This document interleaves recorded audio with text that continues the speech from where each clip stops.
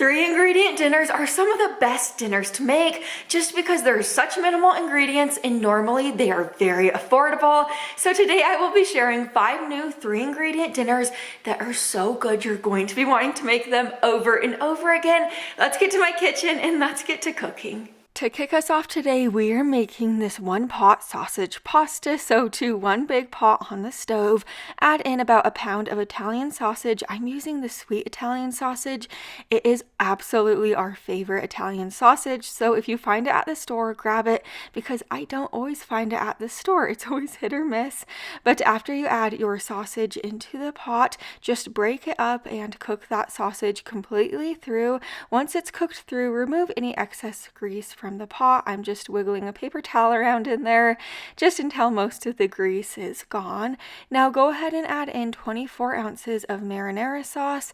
I really liked this marinara sauce. It was my first time using this like Newman's one and it was good. Also add in 24 ounces of water. I just filled that pasta sauce jar up and added the water from the jar. Then add in 12 ounces of rotini pasta, 2 teaspoons of Italian seasoning, and give this a really good stir. Scrape all those flavorful bits off the bottom of your pot. Now let this simmer until the pasta is tender, and if the liquid line is getting too low while it is simmering, just add in a half a cup of water at a time until the pasta is tender and stir this occasionally while it is simmering. Once the pasta is tender, you could serve this delicious 1-pot meal up. Here is my plate of food. We topped ours with a little bit of Parmesan cheese. This meal is absolutely delicious. It is super low mess just because you're cooking everything in just 1 pot on the stove. I love 1-pot meals. This meal is affordable and so easy to make. Now we are making these French onion pork chops, so grab a 9x13 baking dish and spray it with nonstick spray just for easy cleanup in the end. Now add between 7 to 8 boneless pork chops right into the baking dish. This part might seem a little odd, but spread a half a cup of French onion dip over the top. You could use any type or any brand of French onion dip. You just have to trust me, that French onion dip almost creates a sauce and gives those pork chops so much added flavor.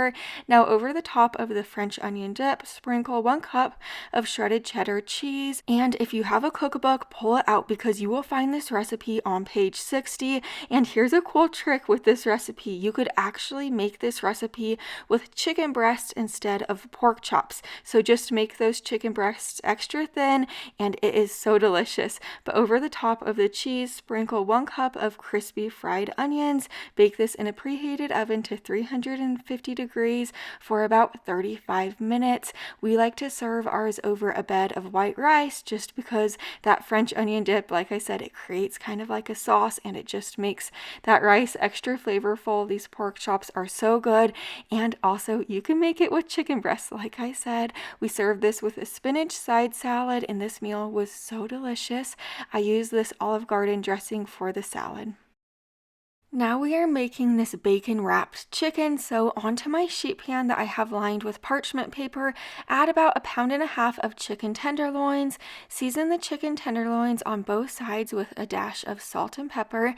Now I have a block of cheese. You're going to want to slice some thin slices of cheese for the chicken. You'll need 1 piece for each piece of chicken. So I am just cutting up my cheese now. I'm using cheddar cheese, but you could really use any type of cheese that you love. And if you're not a cheese fan, you could skip the cheese.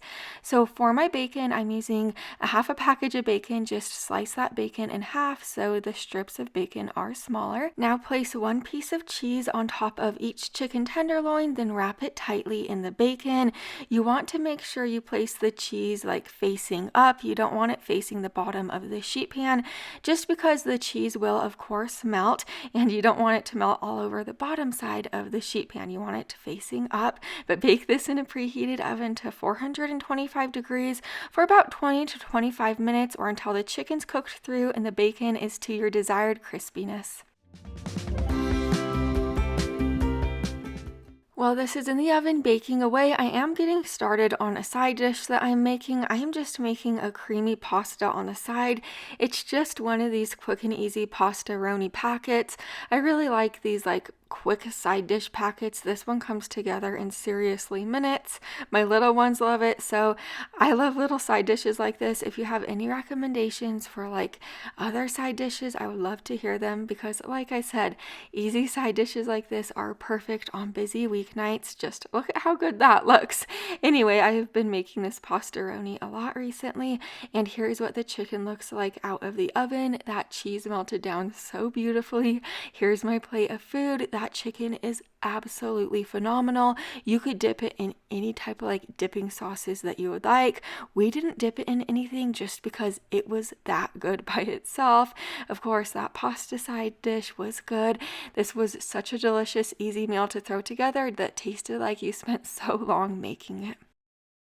Now we are making this quick and easy orange chicken. I have about a 30-ounce bag of chicken nuggets right here, or you could use popcorn chicken. Just bake your chicken according to the package instructions.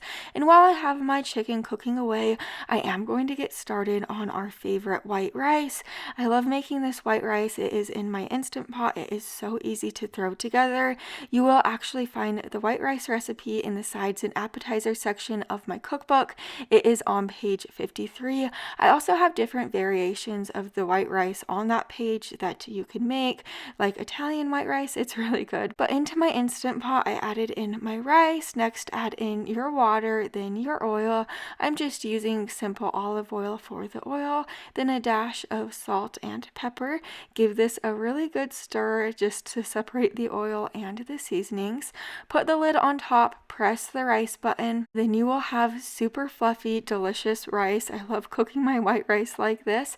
Now I'm going to get started on the orange sauce. So into this little bowl, add in 1 cup of sweet orange marmalade. Next, a half a cup of barbecue sauce. I promise this is so good. Then a tablespoon of soy sauce. Microwave this for about a minute at a time until it is super easy to stir.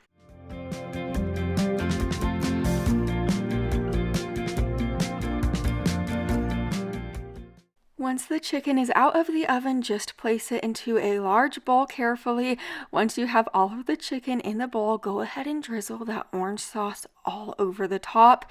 Give it a stir to get that chicken coated in the orange sauce, and seriously, this is so good. We of course served ours over a bed of the white rice, but you could serve this with like steamed vegetables, sauteed vegetables. That chicken is absolutely delicious. It has like the most perfect orange flavor about it. It's not overpowering, and the barbecue sauce isn't overpowering either. You definitely need to try this one out. It is so good. Now we are getting started on this taco mac. So to this large pot on my stove, I'm adding in 1 pound of ground beef. Break that ground beef up and cook it through while it is cooking away. Over to this other pot on my stove, I'm adding in a 14-ounce box of macaroni and cheese. You could use any brand or any type, just cook it according to the package instructions. Now that my ground beef is cooked through, I did remove any excess grease from the ground beef. I added in 1 can of Rotel. Next, add in a tablespoon of taco seasoning. Now that my pasta is tender, I am going to strain it and then add in the cheese packet that came with the macaroni and cheese. Give this a really good stir. And I do want to let you know, if you don't want to use ground beef for this recipe, you could always use ground turkey or any meat substitute that you like. Now add this into the pot with the ground beef. Give everything a really good stir, and then you could serve this up.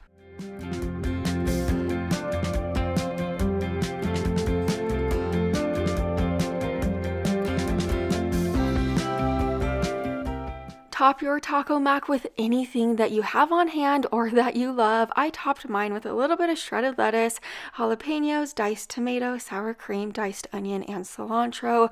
This is so delicious, so easy to throw together, a total crowd pleaser, and extremely flavorful.